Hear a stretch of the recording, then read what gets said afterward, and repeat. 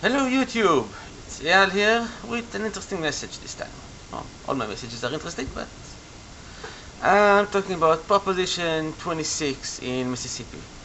Now, I don't live in the US, but I've seen some videos about it, messages, and from what I understand, on November 8th, the people of Mississippi will vote on the question, should personhood be defined from the moment of fertilization? Now, this is also to include cloning and other such cases. Now, I've just recently seen in another video on YouTube on this matter, and they brought up some very good examples, not theoretical examples like I'm going to talk about here, but actual real-life cases where people were hurt or almost hurt because the states they were in defined had something like that, where the fertilized egg, the fetus, the unborn child, was considered a living human being, and it gave the doctors and police power I feel they shouldn't have to deal with in those cases.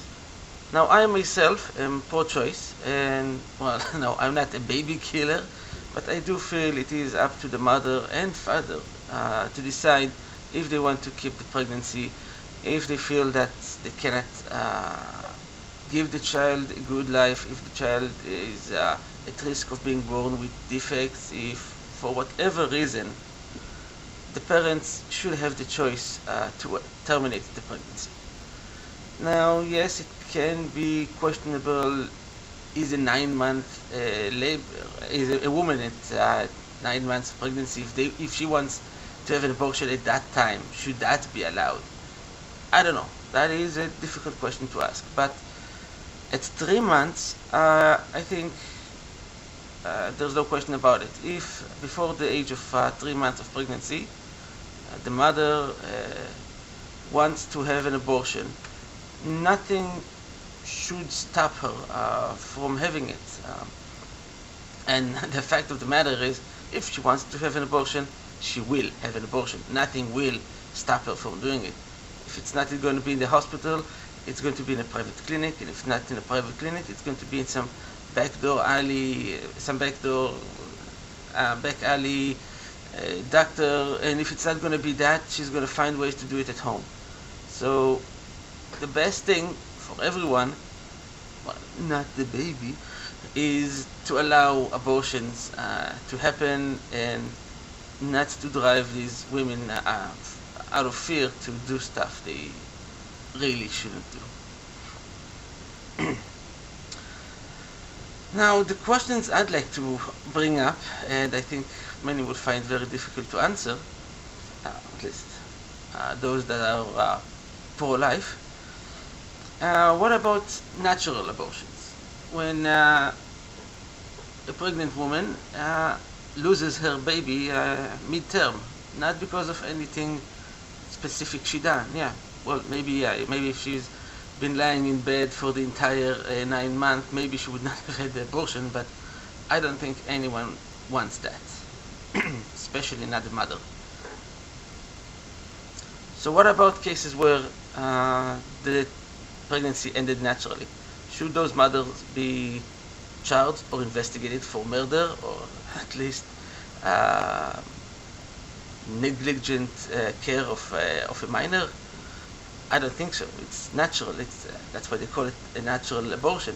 It happens naturally, and in many cases there is no way to really stop it, and there is no real point to investigate it.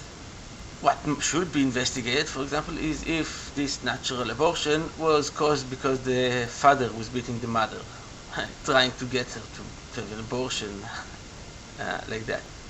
Yes, those cases should be investigated, but not the mother herself for not being careful enough. Another matter that many pro-lifers bring about this is that they claim that life begins at conception or fertilization.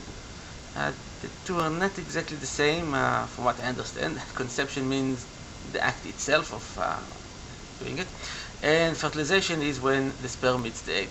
The two are about 24 24 hours apart. So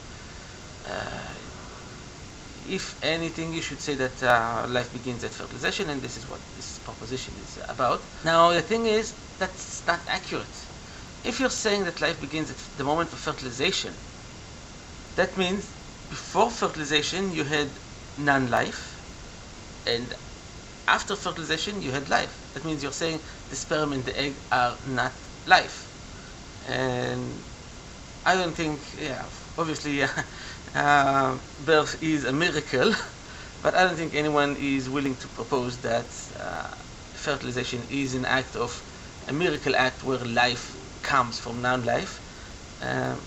Many pro-lifers are also religious and are anti-evolution, and their main claim against evolution is you can't have abiogenesis where you have life from non-life. So I don't think they will agree that life begins at fertilization. You cannot say that. You can say that human life begins at fertilization. That is, beforehand it's not human, and after, when it's fertilized, it becomes a complete genome of 23 pairs of chromosomes, fit to create a human being. But then you have to ask yourself, what about every other organ in the body? Leg, a hair follicle. All of those also have the same number of genes as a fertilized egg.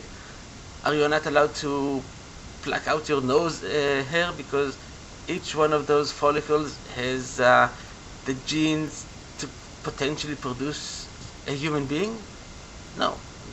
Obviously, you're not saying that any cell in the body should be treated as a person, only the fertilized egg. But what's the difference? Today, medical science has reached a point where it can take almost any cell in the body, be it skin, muscle, whatever, and transform that cell into a stem cell, which is basically a fertilized egg. That means every cell in the body has the potential of becoming a fertilized egg under the right chemicals, and from that point becoming a complete human being. So if you're saying that a fertilized egg is a human being, that means every other cell in the body, well, except for the sperm and egg cells, are also should be treated as human beings. And you are not going to get out of this one easy. Another interesting question is, what about when you have twins? When did they become twins? When did each one of them become a person? Because when they were fertilized, at least I'm talking about identical twins, when the egg was fertilized, there was only one egg, and it was one fertilized egg, and it was one clump of cells, and eventually at some point, for some reason, that clump of cells divided into two clumps of cells, and from that point on,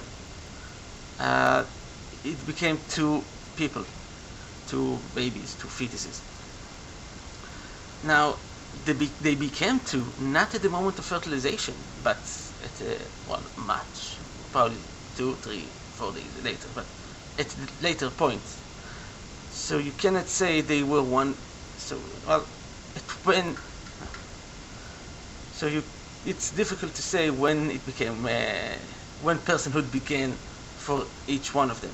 Basically, it began at the same time, but it began at the moment of breaking up into two groups, which means that if you're going with the proposition 26 that life begins at fertilization, that means that the baby that was one, the single egg, the single clump of cells, died. That person that was going to be a single baby birth died, and two babies took its place. It's not that split off, one small part split off, and now this is the person that was before, and this is the new one. It's basically the one stopped being one and became two. And another question is, what happens if, and this does happen at times, if these two clumps of cells suddenly merge again into one?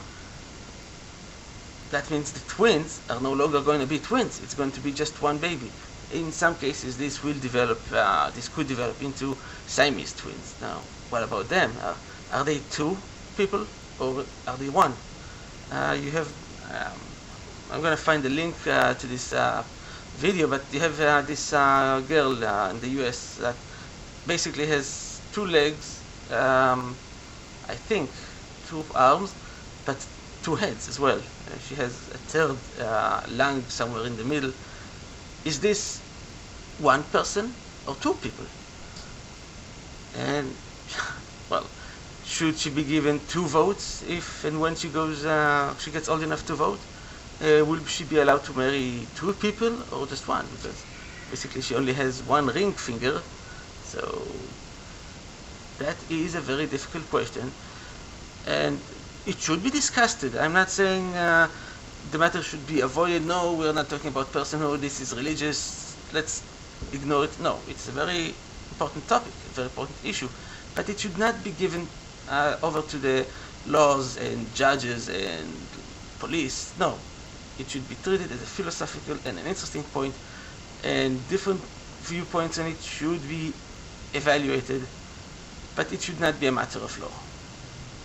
So my hope is that this Proposition 26 will fail, and many other such propositions and laws in other states will also be removed, allowing pregnant women to choose when and if they want to end their pregnancy and how. If they want it by abortion, if they want it by natural labor, if they want to give the child over to adoption. I think it's the right thing to do. So peace and see ya.